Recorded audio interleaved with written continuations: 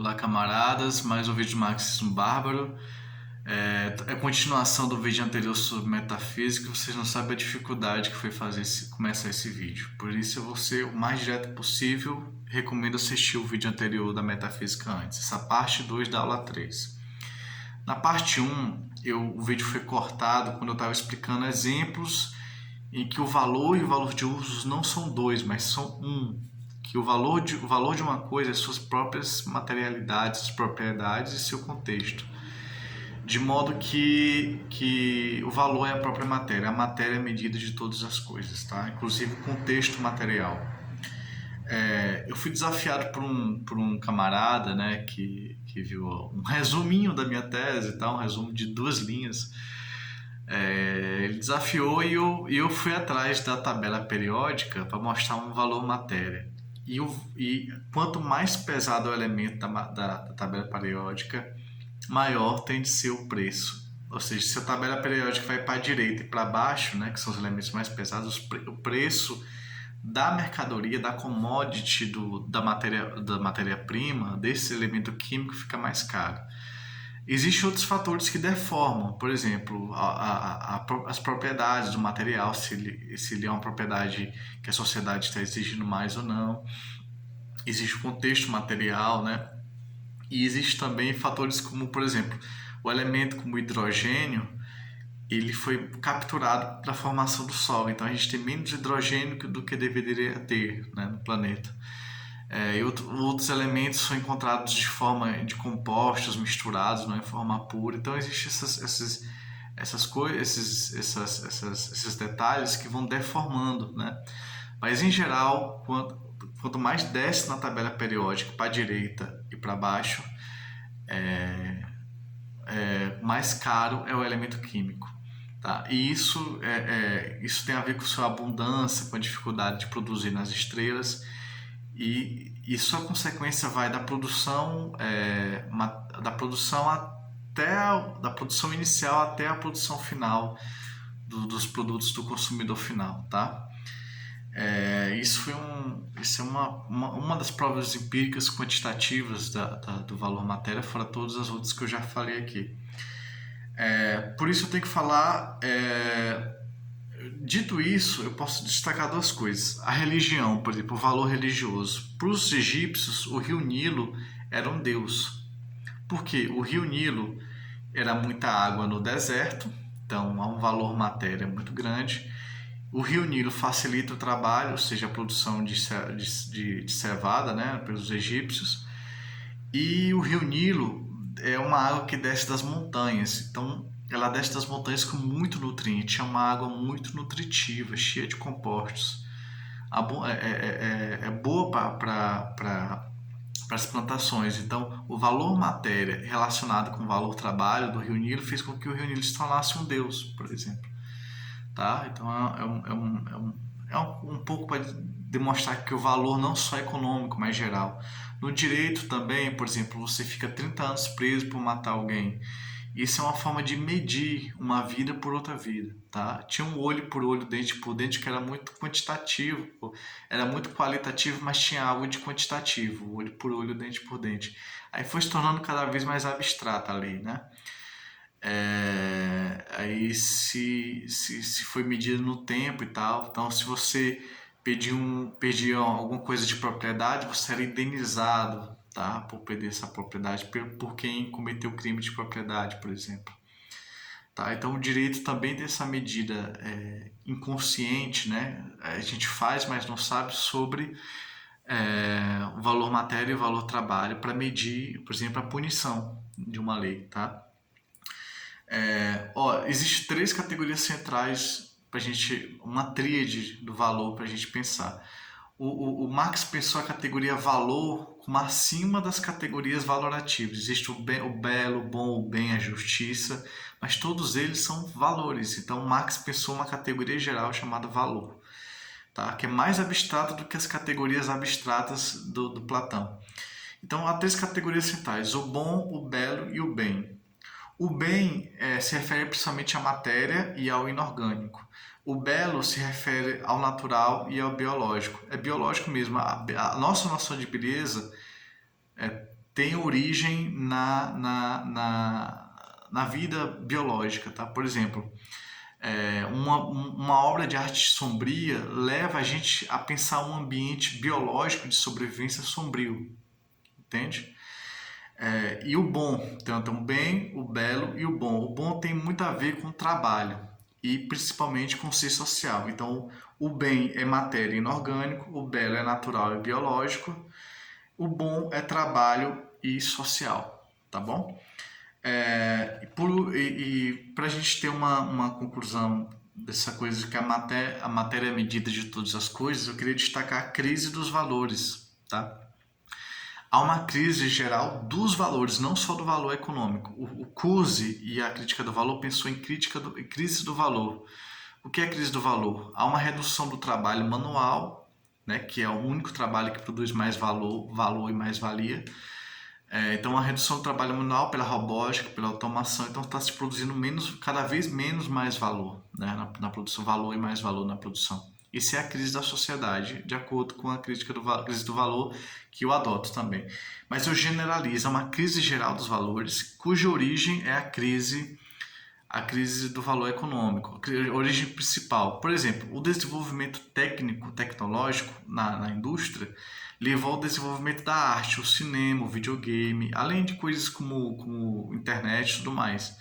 Esses elementos tecnológicos levaram à crise artística, do valor artístico. Por quê? Porque o artista não tem audiência, logo ele não trabalha para fazer uma boa arte. E como ninguém vê ele, ele faz a arte do jeito que quer. Então ele nega o trabalho na arte. Então você tem aquelas artes pós-modernas que não são artes, são pseudo-artes, a ficção da ficção. É muito difícil fazer uma arte que concorra com o cinema, com o videogame, tá? Que é arte também, videogame é arte, com a TV e tal, então com a internet. Então há uma crise relativa daquelas artes que não são essas artes eletrônicas, digamos assim.